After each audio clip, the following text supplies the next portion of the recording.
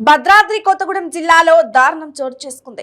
Priyadarshini degree కళాశాల విద్యార్థి బలవన్మరణానికి పాల్పడ్డాడు. ప్రియదర్శిని డిగ్రీ కళాశాల ప్రిన్సిపల్ వేధింపులు తాడలిక విద్యార్థి ఆత్మహత్య చేసుకున్నాడు. బాబు పేరు మొహమ్మద్ రెహాన్.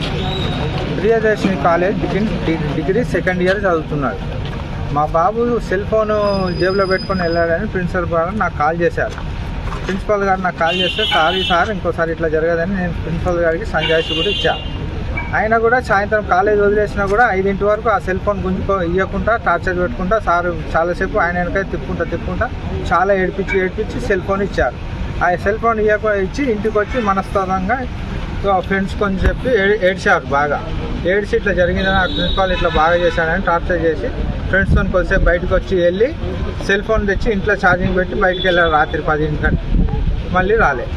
తెల్లారి మేము రాలేదని నువ్వు రాత్రి 4 వరకు మొత్తం కొత్తగూడెం మా ఫ్రెండ్స్ మా చుట్టాలు అందరి ఇళ్ళల్లో ఎంక్వైరీ చేశాం. ఎక్కడ కూడా రాలేదని చెప్పారు. రాలేదని చెప్తే ఇక మాకు తెల్లారిపోయి కంప్లైంట్ ఇచ్చడం జరిగింది. పొద్దున గారు నాకు కానిస్టేబుల్ కంప్లైంట్ పెడితే పొద్దున 7 గంటలకు కానిస్టేబుల్ గారు చూశారు. వాళ్ళు కాల్ చేస్తే మేము చూసాము. మా బాబుయే సార్ అని మేము చెప్పాము. కానిస్టేబుల్ గారు పిలిపిస్తే మేము వెళ్ళాము. చూశారు. కానిస్టేబుల్ మీదే అంటే మాదే అని సార్ అని నేను చెప్తాను. అంతే న్యాయం జరగాలి సార్. ఇంకో పిల్లగానికి ఇట్లా కావద్దు. కాలేజీలల్లో టార్చర్ పెడితే ఇట్లా ఫ్యామిలీ కౌన్సిలింగ్ లేకుండా వీళ్ళు తల్లిదండ్రులకు పిలవకుండా ఏం కౌన్సిలింగ్ సార్? పిల్లలకు తల్లిదండ్రులు పిలిచి బాబు మీరు ఇట్లా చేశారని కౌన్సిలింగ్ ఇచ్చారు. మాకు పిలవాలా కౌన్సిలింగ్ ఇచ్చేటప్పుడు?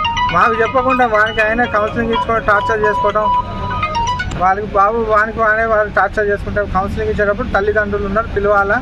పిలిచి మరి కౌన్సిలింగ్ మీ బాబు ఇట్లా చేశాడమ్మా అని మాకు చెప్పాలా. మాకు ఇన్ఫర్మేషన్ ఇచ్చారు. మీరు ఇచ్చారు, ఇంటిమేషన్ ఇచ్చాడు. ఏం చెప్పాడు? కాల్ చేశాడు, మీ బాబు ఇట్లా సెల్ తెచ్చాడు బాబు, మరి ఏం చేయమంటారు? ఇట్లా మరి సెల్ ఫోన్ జేబులో పెట్టుకొని రావద్దు కదంటే సారీ ఇంకోసారి జరగదని నేను సంజాయిషి కూడా ఇచ్చాను మీకు.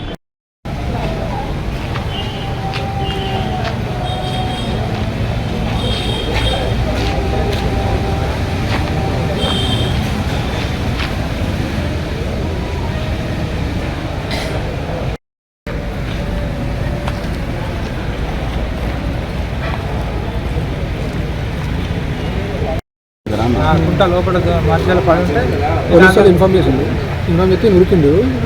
మీ కూడా కాదని